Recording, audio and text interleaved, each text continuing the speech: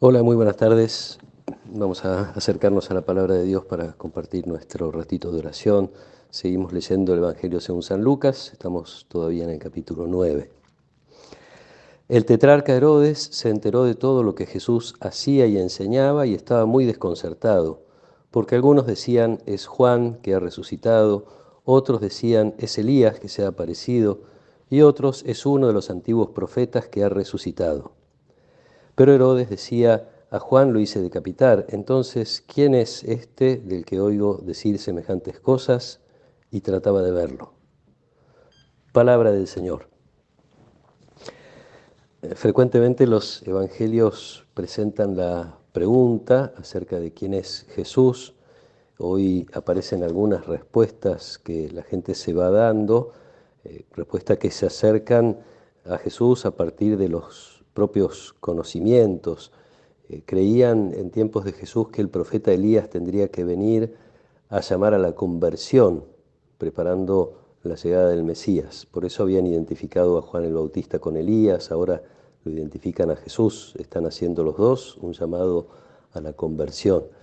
Creían, si no, que podía ser un gran profeta que había resucitado.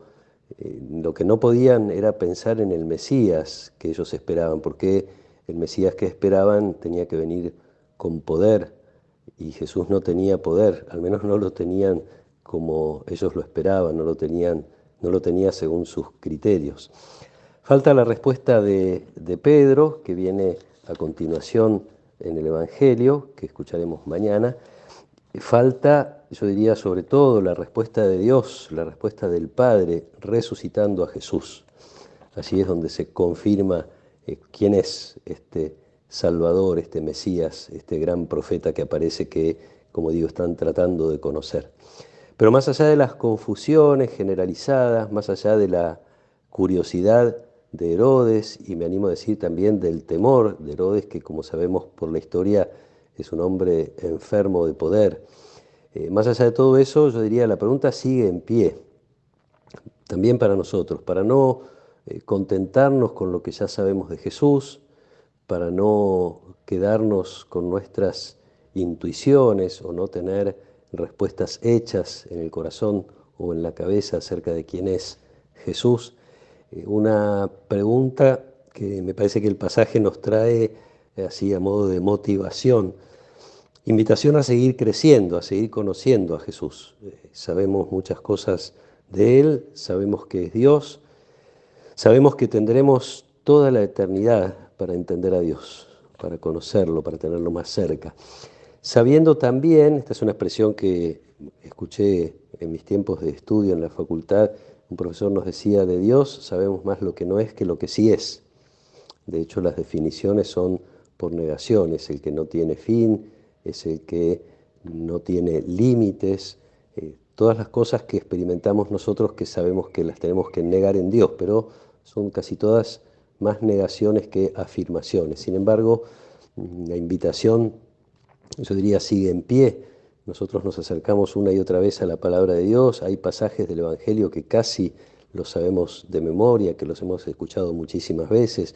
A veces tengo la tentación de leerlos un poquito rápido, porque como ya los conozco, ya los he escuchado, y ahí me pongo en riesgo de no abrirme a la novedad, a algo distinto que puede venir de la revelación de Jesús. Como siempre digo, nos acercamos a la palabra de Dios pidiendo al Espíritu Santo que nos abra la inteligencia y que nos abra el corazón. También nosotros podemos preguntarnos, como Jesús le pregunta a sus discípulos, para vos, para ustedes, ¿quién soy yo? Y es no solamente una respuesta que damos con la cabeza, sino una respuesta que nos involucra después toda la vida. Según la concepción que yo tenga de Jesús, será la respuesta que con mis actitudes, con mis palabras, vaya yo a dar.